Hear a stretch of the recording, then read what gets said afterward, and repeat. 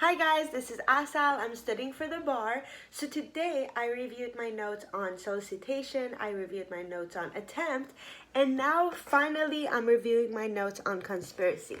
So I don't think you can see much in here. I'm gonna have to put this down and explain it to you. So, like always, I'm gonna start with the common law.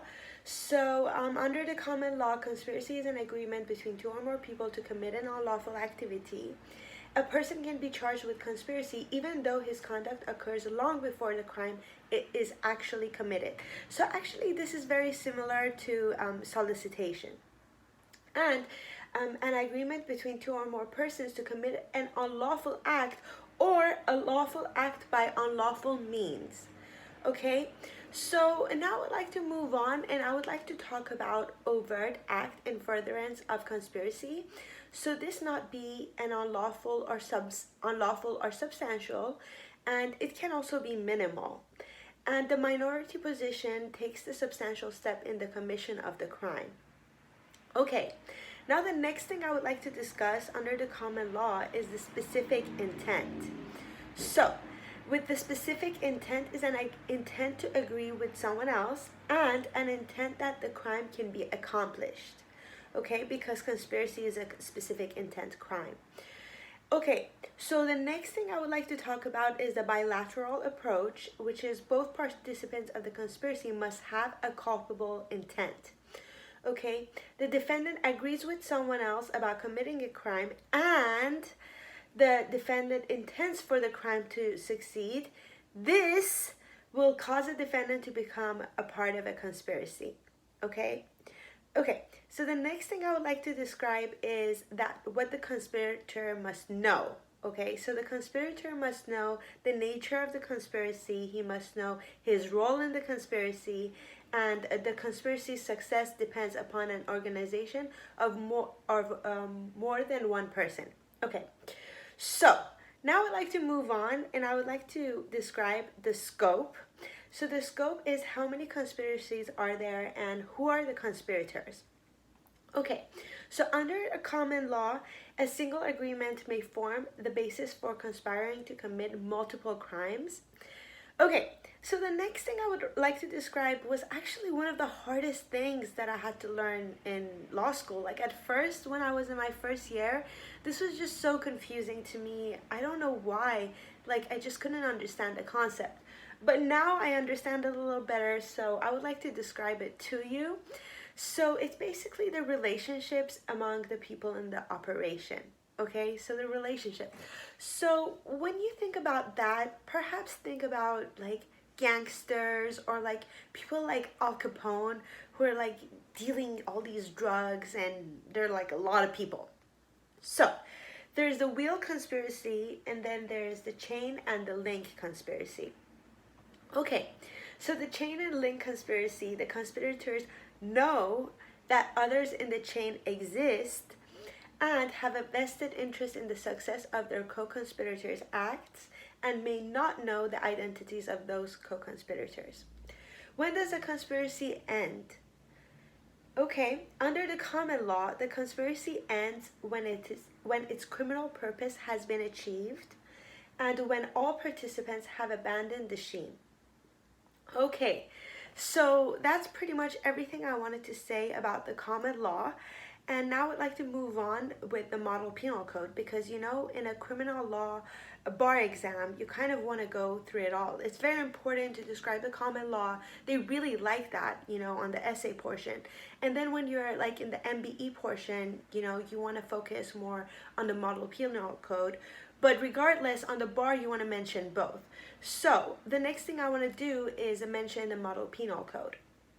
Okay, so under the model penal code, agree to commit a crime, that's conspiracy, and agree to perform lawful conduct, that is not a conspiracy. So what is a conspiracy under the model penal code? The purpose, the defendant must have the purpose of promoting or facilitating the commission of a crime. So here there's the purpose.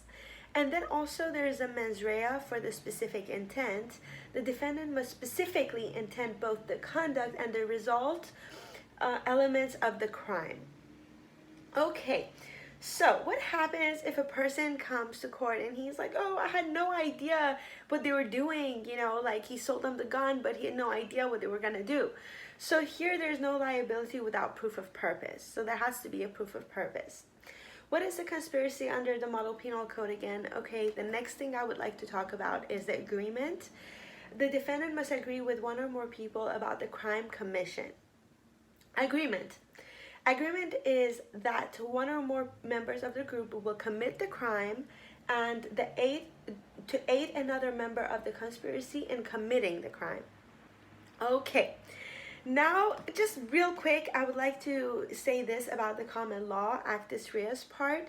Most states require an overt act, so common law requires that overt act in furtherance of the conspiracy. And another thing, I would like to compare the common law with the Model Penal Code. Common law looks for the scheme as a whole, and then the Model Penal Code looks at each defendant individually. So that's how they're doing it. That's like how they're different. Another difference here is that the common law uses the bilateral approach, whereas the Model Penal Code uses the unilateral approach, where it looks at each defendant individually. Okay, and another thing about the scope, the common law, both participants of the conspiracy must have the culpable intent. This is again the bilateral approach, whereas the Model Penal Code, one participant of the conspiracy may have culpable intent. This is again the unilateral approach.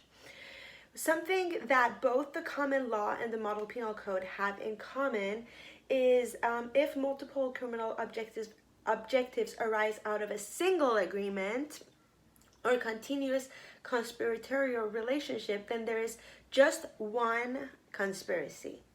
And also, conspiracy ends both under the common law and the Model Penal Code when its criminal purpose has been achieved and when all participants have abandoned the scheme. Okay, now I would like to talk about abandoned conspiracy. No overt act is done within the applicable statutes of limitation.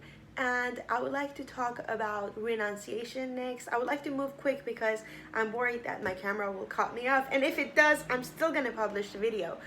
So, renunciation: must renounce voluntarily and completely, must prevent the success of the target crime. And okay, so the next thing I would like to talk about is the Pinkerton case. That's very important, and I plan to mention that on the bar if it comes up. So, a conspirator could be charged with any crime done in furtherance of the conspiracy, conspiratorial liability on the basis of negligence. So what happens here? Basically, the conspirator commits a crime not intended by the defendant, and the crime is basically foreseeable. So what happens here? The defendant can be charged with the commission of the crime. And then something that is very, very important is the merger. This is like, it comes on the bar very often. Merger does not apply to conspiracy, and conspirators can be charged, convicted, and separately punished for both conspiracy and the target crimes committed in the furtherance thereof. And then under the Model Penal Code, merger, it is allowed when the scope of conspiracy overlaps entirely with the completed offense. Okay, so I've pretty much said everything I wanted to say. Even if the video cuts me off, I've said it. But always do your own research because I'm just reviewing my notes. But here's one acronym that I'm definitely gonna write like on the bar so that I have it in front of me. Don't forget SAC. S-A-C. This is everything I talked about in my videos. So SAC stands for solicitation, A stands for attempt, and C stands for conspiracy. Write this down, SAC. These are our inchoate crimes. Now I would like to wrap it up real quick. Everything I talked about, basically, I love to do this, use the Black's Law definition. So the Black's Law definition of conspiracy is an agreement between two or more guilty parties to commit a criminal act, and conspiracy does not merge with actual crime. It is a separate offense. Also, these two elements under the common law must have specific intent that the target offense be committed and must have an agreement between two or more guilty parties. And this is excuses to the criminal conduct conspiracy. Again, under the common law, if one was found not guilty of conspiracy, both or all are found not guilty of conspiracy. Okay, so this is very important.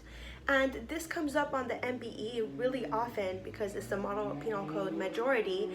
And these three elements are very important. So you need the specific intent, you need agreement of two or more guilty parties, and an overt act or substantial step. So, one last thing I would like to talk about is no withdrawal to conspiracy once the agreement is made. And the moment agreement is made, the crime is completed.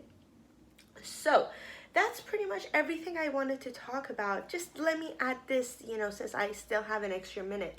One co-conspirator can be found guilty, can be found guilty without the other. Only one party need make an overt act. So this is under the Model Penal Code. It's kind of a little different from the common law. So this is pretty much everything I wanted to say about conspiracy. I truly hope you enjoy studying criminal law and just have fun with it, just like me. Have fun. And have a good day. Cheers. Bye.